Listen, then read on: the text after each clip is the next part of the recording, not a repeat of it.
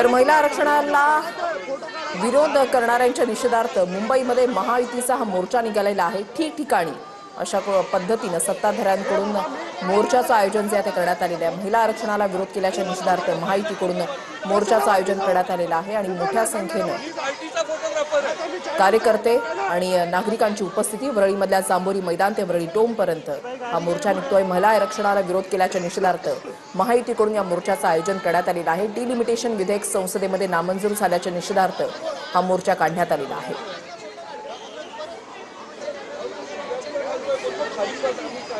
भाजपचे प्रमुख नेते मंत्री जे आहेत ते पत्रकार परिषदेच्या माध्यमातून निषेध त्यांनी नोंदवलेला आहे। विरोधकांमुळे हे विधेयक मंजूर झालं नाही।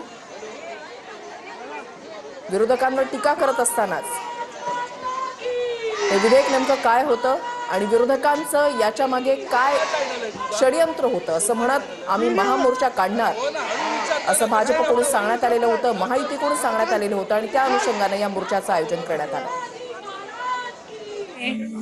जल्लोष विरोधकांनी साजरा केला। हा शंखनाद आहे महिलांचा। हा विषय भाजपचा किंवा फक्त राजकीय पक्षाचा नाहीये, या देशातल्या या राज्यातल्या सर्वसामान्य महिलांचा प्रश्न आहे की आज आम्हाला त्या ठिकाणी 33% आरक्षणातनं जी संधी मिळणार होती ती या नतद्रष्टांनी घालवली आणि त्याच्यासाठी हा आक्रोश मोर्चा आहे। तर भाजपच्या नेत्या ज्या आहेत ते या मोर्चामध्ये सहभागी झालेल्या आहेत। हा आक्रोश मोर्चा आहे असं म्हणत हा महामोर्चा जो आहे तो काढण्यात आलेला आहे आणि या मोर्चामध्ये खास करून महिलांची मोठी उपस्थिती आपण या ठिकाणी पाहताय। महिला आरक्षणाला विरोध करून विरोधकांनी महिलांचा अपमान केल्याचे फलक या महिलांच्या हातामध्ये दिसतात, मोर्चेकरांच्या हातामध्ये दिसतात। महिला आरक्षणाला विरोधकांनी केला आणि त्याच्या निषेधार्थ या मोर्चाचं आयोजन करण्यात आलेलं आहे। मुंबईमध्ये महायुतीचा हा मोर्चा आपण या ठिकाणी पाहताय।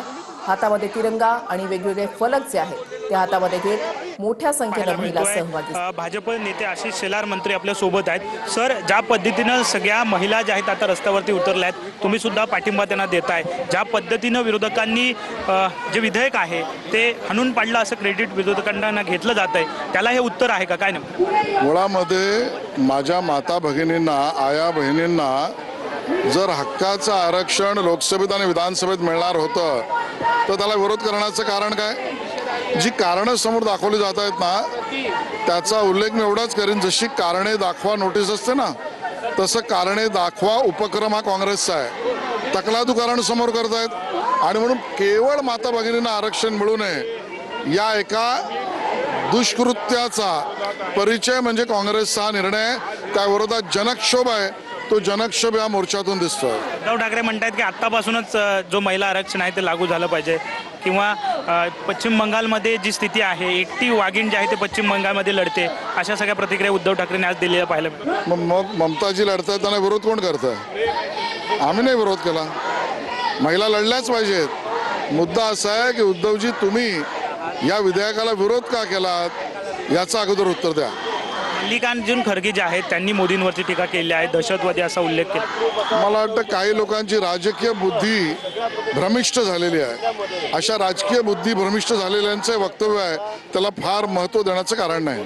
धन्यवाद। साहजिकच आहे, या ठिकाणी आपण जर पाहिलं तर प्रवीण दरेकर भाऊ सोबत आपल्यासोबत आहेत। भाऊ, ज्या पद्धतीने ही सगळी नारी शक्ती जी आहे ती या ठिकाणी लढताना पाहायला मिळते, रस्त्यावरती उतरले, काय नाही? नारी शक्तीचा अपमान काँग्रेस आणि विरोधी पक्षांनी केलेला आहे। पंतप्रधान नरेंद्र मोदी साहेबांनी नारी शक्तीचा सन्मान करणारं नारी शक्ती वंदन विधेयक आणलं होतं, परंतु महिलांच्या प्रती काय भावना आहेत ते विधेयक नाकारून त्या ठिकाणी विरोधी पक्षांनी दाखवून दिलेलं आहे आणि त्यामुळं देशामध्ये संतप्त वातावरण महिलांमध्ये निर्माण झालंय आणि त्यामुळे जनआक्रोश मोर्चा आज महाराष्ट्र मुंबईतील महिला एकत्रित येऊन आज या ठिकाणी काढतायत आणि काँग्रेसला त्या ठिकाणी जाब विचारण्याचा प्रयत्न या ठिकाणी करतायत। उद्धव ठाकरे असं म्हणतायत की राष्ट्रपतींना मग राम मंदिराच्या उद्घाटनाला तुम्ही का नव्हतं बोलवलं?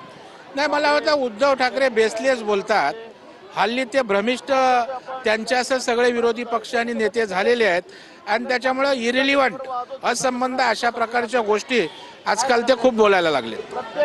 साहजिकच आहे. अतुल शहा सर आपल्यासोबत मंत्री आहेत. ज्या पद्धतीने संपूर्ण नारी शक्ती जी आहे ती रस्त्यावरती उतरली आहे, विरोधकांचा निषेध जो आहे तो आज केला जातोय.